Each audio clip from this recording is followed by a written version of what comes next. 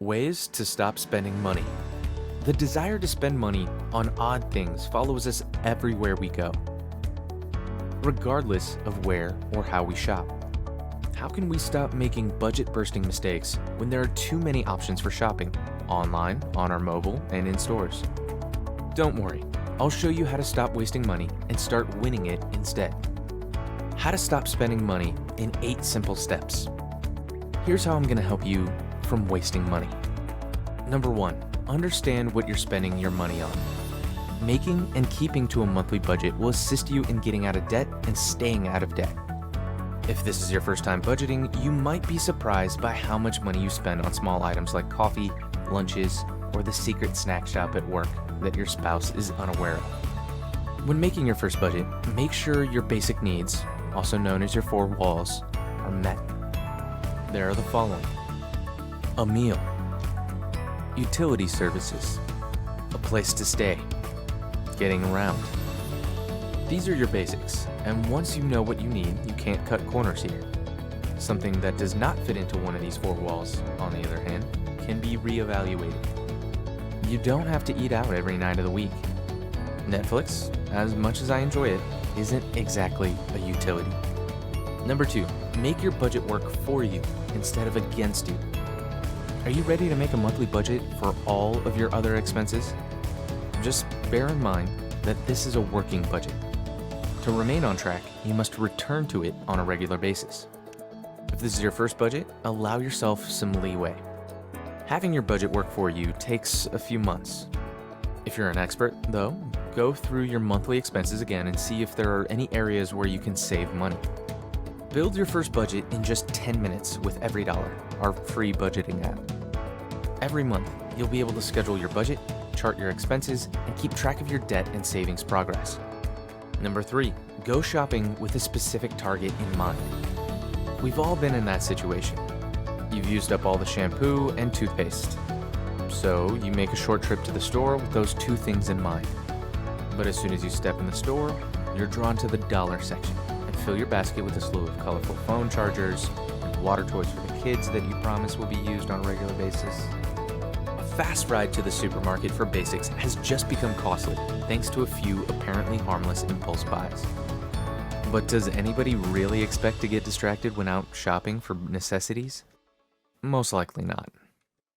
If you find yourself in this situation, often you should make it a point to avoid stores that force you to spend too much money. Number 4, cut back on your restaurant expenses. One of the best ways to save money is to improve how you spend your money on food.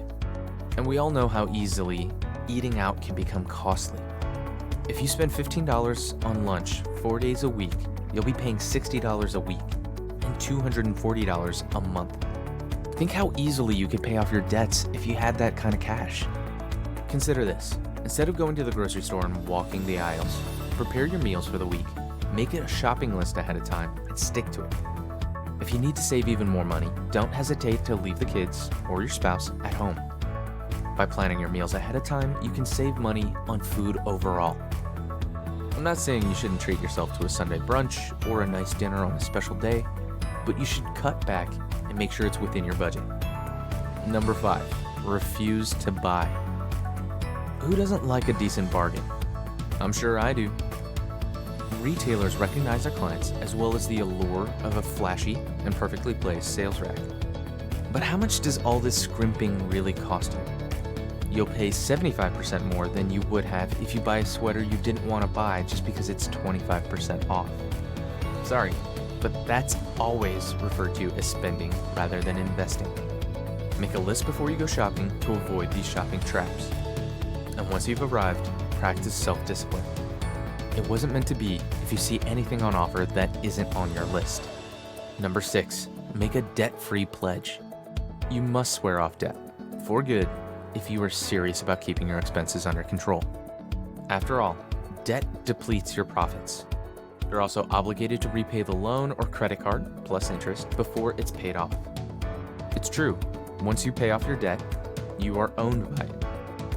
We live in a world where you can fund or borrow almost anything, which can give you a sense of financial security.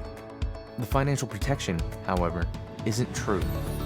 It leads you to believe that if you can afford the bill, you can afford a new vehicle, a home, or other major purchases. However, you can't really afford that if you don't have the cash to pay for it now. So, go ahead and do it. Make the decision to cancel your credit cards and to live a debt-free life from now on. And, just to refresh your memory, credit is a facilitator. It allows you to invest money that you don't have. Overspending isn't an option without it. Number 7, delay gratification. Consider how you use the must-have item a month from now if you're having trouble sticking to your new budget and shopping list. After a few washes, will that sweater still look good? Do your children continue to love the overpriced toy set? Can those low-cost shoes last the whole season?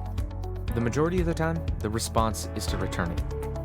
But what if you insist on getting it? Then you have to wait. Make a note of it in your budget for next month and come back to it in 30 days to see how you feel. If you really like it, you'll be able to afford it guilt-free because it's already part of your budget. Number 8, drive yourself to accomplish your new objectives. Put your willpower to the test by purchasing only the basics for a month. You'll be surprised how little you actually need.